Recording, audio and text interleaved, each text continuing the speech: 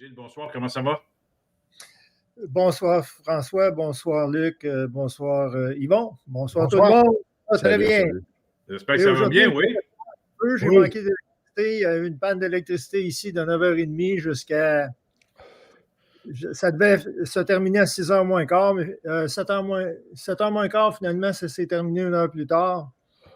Et puis, on a souvent des pannes d'électricité par ici, mais à part de ça, je prends le mot d'encouragement de François. Ça ne sera pas très long que les jours vont commencer à allonger. Alors, je garde le sourire. Il faut garder espoir. Gilles, vous êtes ici cette semaine parce que il y a des gens qui m'en parlent, puis c'est pas un sujet qu'on aborde souvent, mais je pense que c'est important d'aborder. La fameuse loi 99, qui a été votée sous Lucien Bouchard, en 1980, en 2000. Est-ce que vous pouvez nous expliquer ce que c'est, puis les conséquences, puis on a Yvon Picotte qui est ici, qui est ex-ministre du gouvernement de Robert Bourassa, puis ex aussi, j'aime ça le taquiner là-dessus, ex-président de l'ADQ aussi. Je ne le taquine pas, mais dans le fond, c'est vrai. C'est à cause de lui que la CAQ est un succès aujourd'hui. C'est lui qui a donné le premier coup à l'épaule pour partir. Oui, puis sans oublier que si on n'avait pas eu Mario Dumont en 1995, on n'aurait peut-être pas eu 50 %, on aurait peut-être eu 47, 48, 40. Tu sais, Mario Dumont, là, on a tendance à l'oublier, mais a été un facteur très important au référendum de 1995. Une chose qu'il ne faut pas oublier, François, je pense que c'est demain l'anniversaire de l'adoption de la loi 99. Je pense demain? OK. Ouais. Donc, Gilles, si vous pouvez nous expliquer la loi 99, pas évidemment, pas en long et en large, mais les grands principes, puis après ça, je pense qu'on va avoir des questions pour vous. On peut parler un petit peu du contexte. Donc, cette loi-là aura 23 ans demain. Et pourquoi c'est arrivé dans le décor, cette loi-là, en 2000? Bien, après le référendum de 1995, le gouvernement fédéral comment il s'appelle? Dion, qui est de. C'était pas des affaires intergouvernementales, mais c'était Chrétien, Jean Chrétien. Jean Chrétien. Alors, ils se sont posés des questions à savoir comment ils pourraient empêcher qu'un référendum, un autre référendum se produise. Et eux, ils craignaient que ça puisse arriver et que peut-être que ce référendum-là, ils le perdraient, ou en tout cas, ils voulaient trouver des façons pour faire avancer la cause du fédéralisme canadien, du Canada uni, etc., et empêcher le Québec de manifester son mécontentement par voie de référendum. Alors, ils ont posé des questions à la Cour suprême du Canada. Ils ont posé 3 questions. Et puis, la Cour suprême a répondu à ça. C'était en rapport avec est-ce que le référendum est un moyen légitime pour le Québec? Est-ce que le Québec a le droit à l'autodétermination? Le Québec, sa législature ou son gouvernement ont une cause avec la question référendaire pour changer la nature constitutionnelle du Canada. La Cour suprême a répondu à ces questions-là d'une manière qu'on peut qualifier, qui a été qualifiée différemment par le fédéral et par le provincial, mais en fait, la Cour suprême a refusé un peu de trancher complètement, disant que le référendum restait un moyen de parvenir à certaines fins ou de parvenir à certains changements négociés à l'intérieur du Canada. La Cour suprême était, disons, pas opposée à ça. Donc, la question référendaire restait, elle a renvoyé aussi la balle aux politiciens en leur disant que c'est une question politique en définitive. Et puis que le Québec ne peut pas déclarer unilatéralement son indépendance ou sa souveraineté, mais le fédéral, si la question est claire et si la majorité est réelle, dans le sens que 50 % plus 1, ça pourrait, aux yeux du fédéral, ça pourrait ne pas être suffisant. Si ces conditions-là sont réalisées, dans le sens qu'une majorité qualifiée et une question claire, le gouvernement fédéral n'aurait pas d'autre choix que de négocier avec le Québec. Mais on sait que du côté du fédéral, on a quand même des tours dans son sac pour rendre la chose difficile. Et du Gilles, côté je, du je voudrais juste rappeler qu'au mois de juin, au mois de juin, on a diffusé une conférence de Maître André Jolicoeur qui avait justement plaidé ça en Cour suprême, le droit là, du Québec. Fait que c'est nos auditeurs qui veulent aller revoir ça. Là. Au mois de juin, c'était, je pense, une de nos dernières émissions du jeudi soir. Là, on avait diffusé la conférence de Maître André Jolicoeur. l'ami de la Cour, si je me souviens bien. L'ami de la Cour, exactement. C'est ça, OK. il avait été choisi ami de la Cour. Oui, parce qu'il n'y avait personne d'autre qui était du même bord. Fait qu'ils ont nommé pour. Le ministère de la Justice du Québec ne voulait pas intervenir, je crois, si ma mémoire Non, est c'est bonne. ça. Fait qu'il y avait juste les autres. Donc, on a ici, au bout du compte, autrement dit, on a une petite guérilla qui est à la fois judiciaire et politique, à savoir quelle va être la suite des choses à la suite d'un référendum serré en 1995. Alors, il faut partir avec l'idée que le référendum est validé par le fédéral et le référendum va être validé de nouveau par le provincial avec la loi 99. Dans le sens que le gouvernement de Lucien Bouchard, l'auteur de la loi, c'est Joseph Facal, le ministre des Affaires intergouvernementales. Alors, ils font grand cas du fait que le Québec a tenu, selon sa propre loi sur les consultations populaires, 3 référendums. Un en 80, un en 95, et l'autre qui est le référendum sur l'entente de Charlottetown, qui a été tenu au Québec sous l'égide provinciale, c'est-à-dire sous la loi, dans le cadre de la loi provinciale sur les consultations populaires. Donc, on parle de 3 référendums. Alors, la première chose que j'aimerais dire par rapport à la loi 99, c'est qu'il y a des gens sensés, je pense, et des gens qui sont réalistes et qui disent un autre référendum, ce serait un piège qui ne ferait qu'aggraver la situation parce que, c'est pas... D'ailleurs, on sait que les 2 premiers référendums sur la souveraineté, il y a eu des accros. Il y a eu des accros, il y a eu des irrégularités qui ont été commises. Le gouvernement du Québec a laissé faire, il n'y a pas eu de poursuite ou il n'y a pas eu d'enquête. Alors ça, c'est extrêmement grave parce que c'est de la négligence de la part du Québec. Mais néanmoins... Puis les rapports du directeur général des élections sont tenus secrets. Oui, puis je pense qu'il y a des documents qu'on ne pourra pas voir, etc. De toute façon, écoute, c'est de la négligence parce que si tu tiens un référendum puis que c'est dans le cadre d'une loi provinciale, s'il y a des apparences d'irrégularité, c'est la responsabilité de ceux qui ont déclenché le référendum d'assurer le suivi après-vente. Je veux dire, on a beau vendre des référendums, mais s'il y a de la tricherie puis il y a des irrégularités, il faut que ceux qui ont déclenché cette initiative-là mettent leur culotte et prennent les mesures nécessaires. Il y a des procédures dans une société de droit qui permettent de contester des faits, des phénomènes ou des agissements qui ne sont pas justifiés. Alors, il faut que les enquêtes soient diligentées. Il faut que les enquêtes soient mais ça ne sera pas fait. C'est trop tard, ça ne sera pas fait.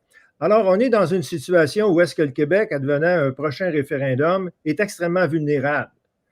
Parce que la loi sur les consultations populaires risque de ne pas nécessairement être observée par les autorités fédérales si on se fie à ce qui s'est passé antérieurement. En tout cas, on a des raisons de se méfier. Alors, donc, ceux qui réclament, comme j'ai des amis politiques, etc., qui sont un petit peu dans la même trame de pensée que moi, qui pensent que c'est important de faire une campagne ou de faire savoir ou de faire valoir que le référendum, c'est un piège et qu'on doit procéder autrement. Le problème, c'est que le référendum est une pratique acceptée maintenant par le fédéral et par le provincial et que c'est une pratique qui a, on va dire, des antécédents et puis ça serait extrêmement difficile. Autrement dit, le Québec, avec la loi 99, en se mettant à la défense des référendums, autrement dit, il y a juste une traque, il y a juste une voie à l'heure actuelle qui est praticable pour la question du changement constitutionnel du Québec. C'est le référendum. Alors, même si on jase d'autres possibilités, ça va être extrêmement difficile de changer ça parce que c'est dans les pratiques établies puis reconnues, autant par le fédéral que par le provincial, même si on ne s'entend pas, par exemple, on ne s'entendra pas. C'est sûr qu'on ne s'entendrait pas. Est-ce que la question est claire? Québec va dire oui, le fédéral va dire, bien, à certains égards, c'est peut-être pas assez clair. Est-ce que la majorité qui est de 50 plus 1, c'est suffisant? Est-ce que les gens ont été assez nombreux à se prononcer, etc.? Alors, on peut s'imaginer, à part toutes les autres affaires qui peuvent se passer, que ça va être vraiment un imbroglio et que ça risque de finir mal encore une fois. Alors, ça, c'est le problème avec la loi 99, mais ça va plus loin que ça. Ça va beaucoup plus loin que ça. Dans le sens que la loi 99 a pour titre « Loi sur les droits et les prérogatives de l'État et du peuple du Québec ». Alors, 99-2000, alors cette loi-là, comme on parle de prérogatives du peuple, il fallait qu'on définisse un petit peu c'était qui ce peuple-là. On parle de qui quand on parle du peuple du Québec, qui aurait droit à souveraineté, là. Alors, on parle de qui au juste? Alors, ce peuple-là, pour lequel on veut faire la souveraineté, est composé de 11 nations, 11 Premières Nations, alors c'est pour eux. C'est composé d'une communauté anglophone jouissant de droits consacrés, alors c'est pour eux.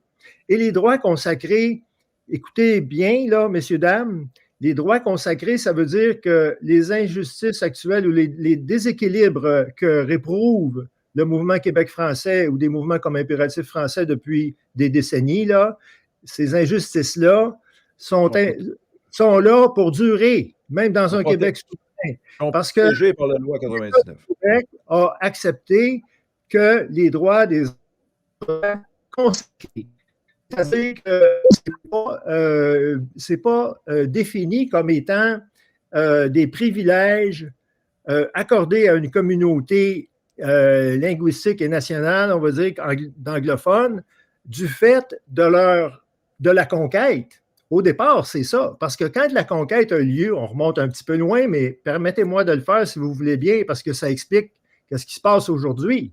C'est la conquête qui explique que les marchands français sont disparus, les francophones sont restés des coureurs de bois, mais tous ceux qui ont occupé les postes dominants dans le commerce du bois, dans le commerce des fourrures, dans tous les domaines payants, c'est des marchands anglais et les Canadiens ont été expulsés, les Canadiens étant naturellement les Canadiens français. Là. Il n'y avait pas de Canadiens autres que les Canadiens français à l'époque. Alors, les Canadiens ont été expulsés, ont été mis à l'écart. Et là, les Anglais, la bourgeoisie anglaise s'est donné des institutions comme l'Université McGill, l'Hôpital Royal Victoria, etc., etc. Il y avait l'argent, il y avait le pouvoir, il y avait le contrôle de l'appareil étatique. Alors, ils ont pu s'attribuer des richesses et en profiter, puis ils se sont donné un système d'éducation absolument de très grande qualité et un système de santé de très grande qualité, où ces systèmes d'éducation de santé-là sont financés par l'État du Québec dans une proportion qui dépasse le poids démographique de cette communauté-là. Alors, ce qu'on nous dit, c'est qu'advenant l'indépendance, le Québec reconnaît que cette situation-là, c'est une situation inamovible. Ça ne sera pas quelque chose qui va pouvoir être changé parce que Québec n'invoque pas des privilèges hérités d'une situation coloniale ou semi-coloniale et n'invoque pas la nécessité de rétablir une justice, disons, par rapport à la démographie qui soit plus grande en matière de santé et d'éducation. Bon, ça, c'est un point. Après ça, la loi 99 fait grand cas de reconnaître chez les immigrants des communautés culturelles qui ont des droits. C'est-à-dire que les communautés immigrantes sont appelées à rester. Tu es immigrant, mais en réalité, tu rejoins ta communauté immigrante et puis tu es appelé et tu as le droit, la possibilité, on t'ouvre les portes pour que tu puisses établir préserver ton identité. Ta communauté antérieure d'immigrants. D'ailleurs, les immigrants conservent leur citoyenneté, la citoyenneté de leur pays d'origine. Ils ne la quittent pas pour la citoyenneté canadienne. Et puis, on les encourage désormais à maintenir ou à cristalliser, on va dire, des formes communautaires qui sont là pour demeurer dans l'avenir lointain. Alors, l'indépendance du Québec ne changerait pas ça non plus. La souveraineté du Québec ne changerait pas ça non plus. Qu'est-ce qui est remarquable dans la définition du peuple québécois qui est faite par la loi 99? qu'est-ce qui est remarquable? C'est que le Québec, dans la définition du peuple québécois, s'est entièrement conformé à la vision fédérale de ce qu'est le peuple, de ce que doit être un peuple au Canada. Et le peuple du Québec est un petit Canada tel qu'il est défini dans la loi 99. Et ça va plus loin que ça. Parce que comme Ottawa ne reconnaît pas les Acadiens comme étant une minorité nationale, comme Ottawa ne reconnaît pas les Canadiens français comme étant une minorité nationale au Canada, n'ont pas d'existence statutaire. Les Premières Nations en ont, les anglophones en ont au Québec, les immigrants ont droit à leur communauté, mais les Canadiens français, et là je comprends qu'il y en a chez les Québécois francophones qui ne se disent pas Canadiens français, je suis absolument d'accord, mais il doit bien en avoir une couple de mille, il doit bien en avoir peut-être une dizaine ou une centaine de milliers, on pourrait faire un sondage, il n'y en aura pas, mais on pourrait le savoir s'il y avait un sondage. Ça peut-être réveillerait certaines racines ou certaines appartenances. Il y a une chose qui est claire, c'est que les Canadiens français ne sont pas reconnus ni par Québec, ni par Ottawa. Et ça fait partie de la communauté idéologique du fédéralisme canadien, de sa province de Québec et du gouvernement central d'Ottawa. Alors, vous voyez comment ils s'entendent bien, comment ils sont exactement sur la même ligne. Alors, les Canadiens français sont ignorés dans le portrait, mais la loi 99, elle marque quoi au juste? Elle marque un changement de doctrine par rapport à la question souverainiste. Si on regarde, par exemple, Option Québec, ici, de René Lévesque, écrit en janvier 1968, René Lévesque, quand il dit « Nous sommes Québécois », il explique après c'est quoi être Québécois. Il décrit des Canadiens français, il décrit le père Albanel, il décrit des Canadiens. C'est ça. La cause souverainiste ou la cause indépendantiste, c'est une cause qui appartenait, qui a toujours appartenu aux Canadiens de souche, aux Canadiens issus de la Nouvelle-France, avec leurs alliés, comme mon grand-père était français, par exemple. Ça ne m'empêche pas d'être un Canadien français. Bon, comme il y en a d'autres aussi, Daniel Johnson, qui avait des parents ou des grands-parents irlandais. Alors, il a été un des plus grands Canadiens français parce qu'il a défendu leur cause, bec et ongle, où on pourrait, par exemple, prendre William Scott, le patriote à Saint-Eustache, qui a joué un très grand rôle. Il devrait être connu puis honoré un peu plus qu'il l'est. William Henry Scott. Alors, donc, il y en a qui se joignent à nous. Mais c'est la cause canadienne-française, c'est l'émancipation des Canadiens de souche issus de la Nouvelle-France qui est là. C'est pour leur reconnaissance nationale qu'on se bat. Alors, avec la loi 99, qu'est-ce qui a changé? C'est que jusqu'à Jacques Parizeau, jusqu'au référendum de 1995, on demandait aux immigrants, aux anglophones, à tous les gens qui habitent le Québec, on voulait faire de la culture canadienne-française une culture de convergence pour tous les habitants du Québec. C'était ça l'idée. C'est l'idée du sociologue Fernand Dumont, pour ceux qui connaissent, mais qui est un grand sociologue du Québec.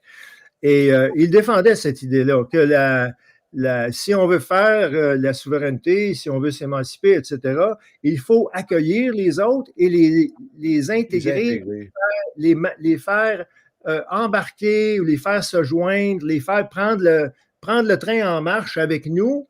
Et autrement dit, que les Canadiens français formaient le pôle de convergence culturelle dans un futur Québec avec plus de pouvoir. Okay? Alors, avec la loi 99, c'est fini. Bon, c'est fini. C'est devenu entièrement multiculturaliste. Entièrement multiculturaliste. Les communautés immigrantes ont le droit de cristalliser leur communauté. Les anglophones ont des droits consacrés qu'ils ont pour l'éternité. Les Premières Nations, ça va, etc. Mais les Canadiens français, ça n'existe pas. Autrement dit, c'est une loi discriminatoire parce qu'elle ne reconnaît pas l'existence des Canadiens français, même s'il y en aurait 10 000. Mais je sais qu'il y en a plus que ça. Même s'il y en avait 10 000. Je veux dire, il y a des nations à Benaki, puis des nations à Gilles, ils sont 500, ils sont 1000, ils sont 1500. Ils sont reconnus. Vous parlez des Canadiens français qui habitent le territoire du Québec. Non, les Canadiens français de partout au Canada. Ça prend une reconnaissance au Québec. Au Québec, ça prendrait parce que s'il y a un référendum au Québec, là. Les Canadiens français hors Québec, ils ne votent pas. Mais là, c'est un référendum qui est organisé sur le territoire du Québec. Votent les gens qui sont habilités à voter sur le territoire du Québec, mais ça ne les empêche pas d'être des Canadiens français. Non. Les Canadiens français du Québec doivent être reconnus par Ottawa et par Québec. La même chose, les Acadiens du Québec doivent être reconnus par Québec. Parce que si on reconnaît les Atikamekw, si on reconnaît les Abénakis, si on reconnaît les Wendat, qui sont une couple de milliers, il y a au moins 10 à 50 000 Acadiens au Québec. Alors pourquoi on ne les reconnaît pas, eux autres? Parce que c'est la peste? Ils n'en font même pas de demande. Pardon? Ils n'en font même pas la demande. Ah ben non, on n'en fait pas la demande, mais les Canadiens français sont plus heureux, ont aucune fierté à se réclamer de leur origine et de leur... Ils sont contents de disparaître. Ils sont contents d'être invités. Les Acadiens sont moins gênés. Là, je vous arrête, là. OK, mettons, vous dites la loi 99, OK, on met ça aux poubelles, puis il n'y a pas de problème. Est-ce qu'il y a une façon de réaliser la souveraineté autre part qu'un référendum? D'abord, il faut se demander pourquoi on va réaliser la souveraineté. Moi, j'aimerais bien comprendre. On les connaît, les arguments. Là. On les connaît, les arguments. Là. On ne recommencera pas ça. C'est pas compliqué. Là. C'est contrôler nos impôts, nos lois, la représentation internationale. Ça fait longtemps que ça a été défini. Mandez à Jacques Parizeau, il va tout vous expliquer ça. Là. Les arguments, on les a. Je parle de la réalisation. Mais les arguments, la loi 99 apporte des contre-arguments très importants. Alors ça, je veux juste le soumettre à la réflexion. Je ne vais pas rentrer là-dedans, mais je l'ai expliqué, dans le sens que, je veux dire, il y a des raisons qui étaient là avant de faire la souveraineté qui ne sont plus là aujourd'hui, qui ont disparu avec la loi 99. Lesquels? La pérennité des droits de nature, on va dire, semi-coloniale des anglophones au Québec, qui est là pour durer même avec la souveraineté. C'est un inconvénient majeur et considérable. Je pensais que c'était une libération, moi. Ça n'a pas de l'air. Ensuite de ça, la question des immigrants qui ont le droit, qu'on invite et qu'on encourage parce qu'on est très respectueux de l'immigration. Mais ça, c'est le fédéral, l'influence du fédéral au Québec, mais ils ont le droit à leur communauté culturelle maintenant. Alors, conserver les Autochtones. Alors, la question des impôts, oui, OK, oui, d'accord, je comprends qu'on veut se séparer. Mais, je veux dire, le problème, la question que me pose M. Saint-Louis, c'est de savoir qu'est-ce qu'on peut faire de plus, qu'est-ce qu'on peut faire. Non, c'est pas ça. C'est comment la faire, la souveraineté, en ne passant pas par un référendum.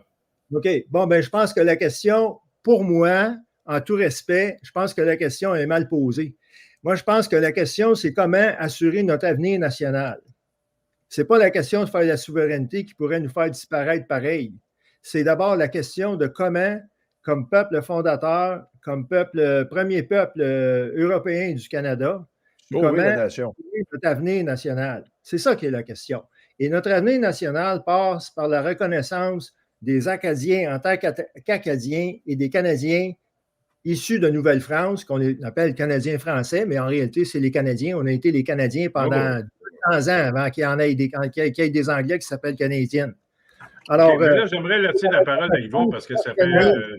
Mais là, on est loin du compte. On est loin du compte. On n'est même pas reconnu par le Québec. C'est vrai. Le Québec ne reconnaît pas les 60 % qui ont voté oui en 1995. Ils ne sont même pas reconnus. Ils sont reconnus comme des Québécois at large, des Québécois francophones. Ouais. Moi, je trouve ça... Gilles, je vais laisser la parole à Yvon, puis j'aimerais, après ça, avoir un commentaire. J'ai un commentaire. Oui, Gilles, là, Scarper a reconnu la notion qu'on était une nation, là. C'est Harper qui a reconnu ça, là, comme premier ministre fédéral. Ça a-tu ajouté quelque chose ou ça n'a rien donné à part que d'avoir donné une certaine satisfaction électorale? Pour faire une réponse courte, je pense que c'est surtout symbolique. Ça l'a fait. Ça n'a pas de conséquences, hein, parce que c'est écrit d'ailleurs dans le texte de la loi qu'il n'y a pas de conséquences pratiques qui viennent avec ça. Mais il a reconnu, mais c'est quoi qu'il reconnaissait? La nation québécoise. Hein? Ouais, C'était la c'est nation ça. québécoise. Mais la Mais nation qu'est-ce- québécoise, ouais. il y a une nation québécoise. Il va y avoir une nation québécoise puis un Québec, même le jour où il n'y aura plus un mot de français qui va se dire au Québec, là. Ah, ben c'est clair. C'est clair. Ça, c'est sûr.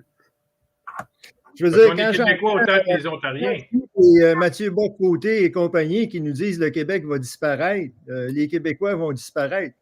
Je pense qu'ils se trompent. C'est pas les Québécois qui vont disparaître, c'est les Canadiens français qui vont disparaître. Ouais, Les Québécois, ouais, ils vont ouais. tout en avoir. Ils vont parler anglais, ils vont parler italien, ils vont parler. En tout Tamoul, cas, ils vont ils parler parlent toutes les langues. Ouais, ils vont parler parler anglais. anglais. Ils vont parler Mais anglais. ça va être des Ils parlent pas Québécois. italien. Les Québécois, c'est ceux qui habitent le Québec. Fait que, cassons-nous pas la tête avec ça, là. Ouais. En tout cas, moi, j'ai ma théorie là-dessus, là, c'est-à-dire que il y a 11 nations autochtones, puis n'allez pas demander aux 11 nations autochtones, n'allez pas leur demander s'ils sont québécois, ils vont vous répondre les 11 qui ne sont pas québécois. Ils vont dire, moi, j'étais un Inou, moi, j'étais un Abénakis, moi, j'étais un Mohawk. Jamais, ils diront même pas qu'ils sont Canadiens, ils diront même pas qu'ils sont Québécois, ils vont dire, ils vont se réclamer de leur nation. Donc, déjà là, quand j'entends le Parti québécois, puis j'entends les souverainistes, puis dire que tous ceux qui habitent le Québec, tous ceux qui habitent le Québec, c'est des Québécois, mais je ne suis pas d'accord parce que je prends toujours l'exemple de ma belle-mère, qui est sicilienne, qui est née en Sicile, dans un petit village, et puis qui a émigré en 1960, peut-être 4, 5. Et à un moment donné, j'y ai demandé, vous, elle s'appelle Giuseppina. Je dis, vous, Giuseppina, est-ce que vous êtes canadienne, québécoise ou italienne? Elle dit, moi, non, je suis sicilienne. Fait qu'elle n'est pas canadienne, elle n'est pas québécoise, elle est Pas italienne. Elle est italienne, là, tu sais. Mais son appartenance est plus de la Sicile. Donc, elle, là, Est-ce que. elle n'est pas québécoise. Moi, quand j'entends la gauche québécoise dire tous ceux qui arrivent au Québec, c'est des Québécois, le paquise qui arrive ici, là, il sort de l'avion, là, puis il y a une adresse, là. Il n'est pas québécois, lui, là. Puis Pierre Falardeau, il disait, moi, je vais travailler au Danemark, pas un Danois. C'est pas la gauche qui dit ça, c'est la loi 99 que Lucien Bouchard a qualifié de la plus grande loi de l'histoire du Québec. Oui, mais là, on se comprend, Gilles. Là. Peut-être que la loi Québec 99 dit ça, mais avant que la loi 99 existe, les gens disaient ça aussi. Tous ceux qui habitent le Québec, c'est des Québécois. Bien avant que la loi 99. Mais François, dans un sens, c'est vrai que tous ceux qui habitent au Québec, c'est des Québécois, mais ce n'est pas des Canadiens français. Un Français de France, c'est un francophone, mais pour moi, ce n'est pas un Canadien français. De toute façon, Gilles, est-ce que je suis en train de comprendre que Lucien Bouchard n'aurait jamais dû passer une loi comme ça? Bien, je pense qu'il aurait peut-être dû, en tout cas, c'est très difficile à dire, on ne peut pas refaire l'histoire, hein, c'est fait, mais je pense qu'on a pavoisé un peu trop vite avec la loi 99, et puis je pense qu'il y a des gros inconvénients, des grosses imperfections à cette loi-là, et puis je pense que le Québec s'est mis un autre tour de corde autour du cou. Je pense que ça aurait été mieux de garder certaines réserves. Ça aurait été mieux, disons, comme par exemple sur le plan de la stratégie référendaire, de garder les portes ouvertes ou garder le jeu ouvert. On va défendre nos intérêts nationaux, on choisira les meilleures méthodes selon les circonstances, mais là, on est enfermé dans un carcan référendaire que le fédéral et le provincial sont les deux, ils tiennent les deux à ça, puis le prochain match, on connaît le ring. On sait dans quelle enceinte ça va se dérouler. Ça va se dérouler dans une enceinte comme celle-là. Ça ne veut pas dire qu'il n'y aura pas de chicane puis il n'y aura pas de divergence de vue entre le fédéral et le provincial. Puis il faut donc, savoir on s'est enlevé comme peuple une marge de manœuvre. Voilà. Je pense que c'est très bien dit. Vous comprenez très bien, c'est exactement ça. On s'est encarcané on s'est piégé. Je veux dire, il y a, ben là, on va revenir à la loi 99, loi sur les prérogatives de l'État. Ben, la loi 99, c'est de la prétention étatique, sans substance. Il y a beaucoup de prétentions étatiques. L'État du Québec ceci, l'État du Québec cela, on va faire ceci, on va faire cela. C'est de la prétention étatique, mais quand vient le temps, c'est pas pratique. Et puis, moi, vous parliez de votre belle-mère, François. Parlez de votre belle-mère, mais elle n'est pas née ici, elle est née en Sicile. Oui. Bon, mais c'est normal. Je veux dire, quelqu'un qui est né dans un pays étranger, c'est juste la deuxième ou la troisième génération qui va, comme moi, mon grand-père était français, mais moi, j'ai plus rien de français. Là, je veux dire, j'étais un Québécois pur laine. Là, ça veut dire qu'on peut s'intégrer et on peut le devenir. Les Français, c'est facile, mais pour d'autres aussi, c'est pas facile. Le Québécois pur laine, le français. Est-ce que votre belle-mère aurait pu être quelqu'un qui écrit la loi 99? Moi, ce que je vous pose une question, là. Votre père est français. Mon grand-père. Votre grand-père est français. Vous considérez-vous comme français ou comme Canadien français ou comme Québécois? Je n'ai rien de français. Mon grand-père était français, il est arrivé ici à 17 ans. Vous avez du sang français quand même. Vous ne pouvez pas dire que vous n'avez rien de français. Ce n'est pas une question de sang. La nationalité, ce n'est pas une question de sang. C'est une question sociologique et culturelle d'abord et avant tout. Mais là, vous ne répondez pas à ma question. Vous considérez-vous comme Canadien français ou Québécois? Les deux. Je suis Québécois parce que j'habite au Québec, puis je suis Canadien français parce que c'est ma nationalité profonde et historique et socioculturelle. OK. Parfait. C'est bon. Tous ceux qui habitent au Québec sont Québécois. Je ne peux pas dire que je ne suis pas Québécois.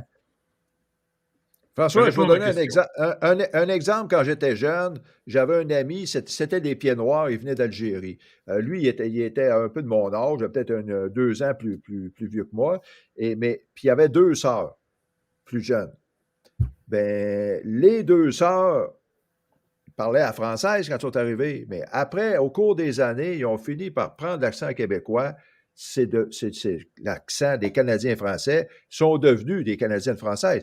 Puis lui, celui qui était un petit peu plus vieux que moi, il est toujours au Québec, mais il n'a jamais changé son accent, il a toujours gardé son accent français, et ça reste, à mon avis, dans mes yeux à moi, un Français. Alors, quelqu'un qui peut être né en France peut devenir un Canadien français le jour où il parle comme un Canadien français. Pour moi, c'est ça le critère. Je vois un Noir, je vois un Chinois, je vois n'importe qui. Le jour que je les entends parler comme avec l'accent canadien-français, pour moi, c'est des Canadiens français. OK. Non, mais je posais la question, c'est parce que j'agile, parce que je me disais, si son grand-père est français, ben... Aujourd'hui, ça ne fait pas si longtemps que ça, quand même, que votre grand-père a émigré. C'est quoi, en 1900? 1925? Il est mort, j'avais 14 ans. 13 ans. Ouais. Mais si Gilles parlait à française, ben, on dirait il n'est pas clair. Il ne s'est pas adopté. Il ne s'est pas adopté. Il ne s'est pas intégré. Mon grand-père a marié une Canadienne française dont la sœur du caricaturiste Robert Lapalme. La sœur, une amie, enfin, en tout cas, une vieille famille canadienne-française. Alors, puis ses enfants sont tous été Canadiens, mon père. Bon, puis il a eu 3 enfants, c'était tous des Canadiens français pur laine, tu sais. Parce que moi, je vais vous dire, moi, je me sens aussi Canadien-français. Je n'ai pas de problème avec ça, j'ai aucun problème avec ça. Mais quand je suis arrivé, puis ça, je tiens à vous le dire, j'ai parlé à des jeunes, là, je dirais des jeunes aujourd'hui, il doit avoir 37, 38, là, mais quand je leur avais parlé de Canadiens français, sacrifice. Il m'avait quasiment dit que j'étais un gars d'extrême droite, puis d'à droite, parce que je me qualifiais comme Canadien français, puis là, t'es de la vieille droite, là, ça n'existe plus chez les Canadiens français. Parce que, ils ne savaient pas de quoi ils parlaient. Là. On en voit d'autres. Hein? Il faut aller en voir d'autres. Il y en a qui sont plus ouverts et qui sont plus capables de comprendre ces choses. Non, mais c'était des jeunes à l'époque, puis au fait 10 ans de ça. Là.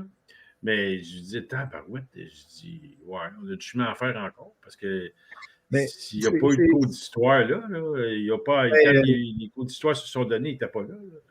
Mais c'est sûr que Pierre-Éliott Trudeau a commencé sa carrière avec Cité Libre en 1950 en donnant mauvaise conscience aux Canadiens français. Une communauté repliée sur elle-même, cléricale, trop cléricale, etc., etc. Il y a eu beaucoup de, tu sais, la grande noirceur, il faut en prendre, pas en laisser, mais on a beaucoup, on a beurré épais avec la grande noirceur. Puis ça, c'est l'histoire plus récente, on va dire, des Canadiens français. Mais c'est sûr que dans toute société, puis dans toute communauté nationale, il y a un côté lumineux, puis il y a un côté sombre. Mais la grande noirceur, il y avait un côté lumineux aussi. Tu sais. Je veux dire, c'est l'époque du rapport Tremblay, c'est l'époque d'un certain nombre de choses qui ont été très positives, dans le sens que la Révolution tranquille a été préparée par des gens qui ont été éduqués pendant la grande noirceur et qui ont dirigé le Québec pendant ces années-là. Si ça avait été une noirceur si profonde que ça, il n'y aurait jamais eu de Révolution tranquille. Hein? Alors, il faut en prendre, pas en laisser. Et puis, je pense que les Canadiens français ont trop facilement ont accepté, si tu veux, la nouveauté de l'identité québécoise et se sont dit, peut-être Canadiens français, c'est dépassé, c'est vieux jeu, c'est ceux qui vont en messe le dimanche, c'est ceux qui font ci, c'est ceux qui font ça, c'est ça, on est fermé sur nous-mêmes, aujourd'hui on est ouvert sur le monde avec la Révolution tranquille. Mais, je veux dire, il faut en prendre, pas en laisser, tu sais. Je veux dire, on a tellement déprécié les Canadiens français que c'est très difficile aujourd'hui de remonter la pente. Mais en réalité, on est obligé parce que si on ne se manifeste pas politiquement comme des Canadiens français, nous n'existons plus. Le gouvernement du Québec ne veut pas nous faire exister. D'ailleurs, celui qui a écrit la loi 99, j'ai beaucoup de respect pour lui. Mon grand-père est un immigrant. J'ai beaucoup de respect. J'ai des gens qui sont très proches de moi, dans ma famille, etc., qui sont d'origine étrangère. Puis, il n'y a pas de problème. J'ai aucun problème avec ça. Mais de là à dire, est-ce qu'on va donner à un immigrant de première génération? Et je dis ça avec beaucoup de délicatesse et beaucoup de respect. Mais je pose la question. C'est Joseph Facal, qui est né à l'étranger, qui est arrivé ici à l'âge de 7 ans. C'est à lui que M. Lucien Bouchard a confié la responsabilité d'écrire une loi statutaire, une loi organique du Québec, qui a été qualifiée comme l'une des plus grandes lois de l'histoire du Québec. Est-ce que, pour Lucien Bouchard, est-ce que c'était vraiment la meilleure chose à faire? Parce qu'aujourd'hui, on ne peut pas blâmer Joseph Facal de ne pas avoir mentionné les Canadiens français, mais si c'était un Tremblay qui avait fait ça, on pourrait lui reprocher de l'avoir fait, par exemple. Mais est-ce que c'est naturel, normal et courant dans un pays que les lois constitutionnelles ou que les lois fondamentales du pays soient écrites par des immigrants de première génération? Alors, c'est la dissonance cognitive profonde dans laquelle nous sommes, ou est-ce que nous allons donner des responsabilités qui nous incombent, qui sont les nôtres, on va les confier à des gens qui, par souci d'ouverture aux autres, mais c'est une ouverture qui n'est pas nécessairement la mieux indiquée ou la mieux placée. Je pense que je le mentionne parce qu'il y a un avenir, je pense à l'avenir, dans le futur, il faut s'assumer davantage que ça.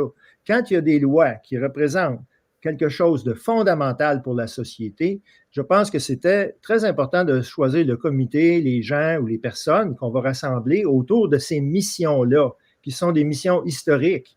Et puis, alors voilà. Ouais. OK. Yvon, je pense que... Juste une petite question de curiosité pour Gilles.